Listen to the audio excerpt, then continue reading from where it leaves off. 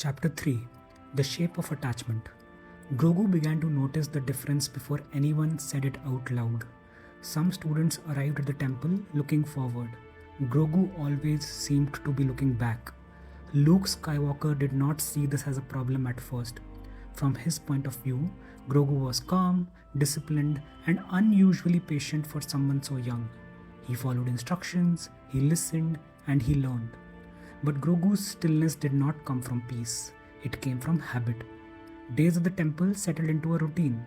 Trainings in the morning, quiet study in the afternoons, long stretches of silence in between.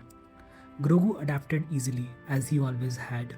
He learned where to sit, where to walk, and how to stay out of the way when others needed space.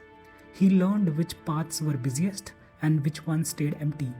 He learned how to be present without being noticed. Luke took this as a sign of maturity. Grogu knew better. Visitors came and went. Leia Organa visited when she could, bringing with her the weight of a galaxy that refused to stay quiet.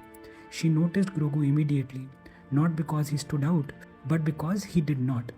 She sensed something familiar in him, not power, not ambition, but endurance. Han Solo came less often. When he did, he stayed on the edges, uncomfortable in places filled with the Force. He treated Grogu like what he was, a child, offering food, small distractions, and brief moments of normalcy that didn't ask for anything in return. Grogu liked those moments more than he understood. Then, Ben Solo arrived.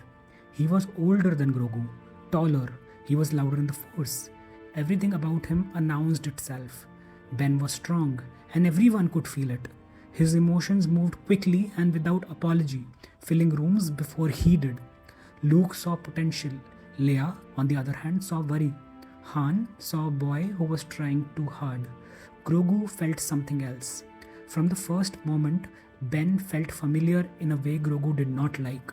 There was a sharpness to him, a restlessness that reminded Grogu of things he did not want to remember. Not actions, not choices, but the feeling that came before everything went wrong. Ben noticed Grogu too.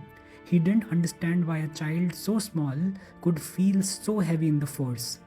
Grogu rarely struggled, rarely failed, and yet never seemed proud of it. Ben pushed harder in training. Grogu, on the other hand, pulled inward. Luke believed balance would come with time, whereas Grogu was not so sure. As weeks passed, Luke began asking more of Grogu. Longer meditation, deeper focus, less reaching outward. Grogu complied, but something inside him resisted. Whenever he was asked to let go, his thoughts returned to the same place. Not the past, not the temple that fell, but a single figure moving through the galaxy, persistent and alone, never stopping, never giving up. Din Djarin. Grogu did not reach out. He had learned what reaching out could cost. Instead, he carried the memory quietly, using it as a weight, as grounding, as proof that attachment did not always end in loss. Ben sensed this distance and misunderstood it. To him, Grogu's restraint felt like judgment, like superiority. Tension grew without words being exchanged. Luke noticed changes he could not fully explain. He saw Ben growing impatient and Grogu growing quieter. The temple remained standing, training continued, but nothing was visibly wrong. And yet, Grogu began to understand something important. The Jedi did not know what to do with someone who remembered too much. They taught release, but not recovery. They taught balance, but not repair. Grogu had learned repair somewhere else. He had learnt it from someone who never asked him to be smaller, quieter, or less connected in order to survive.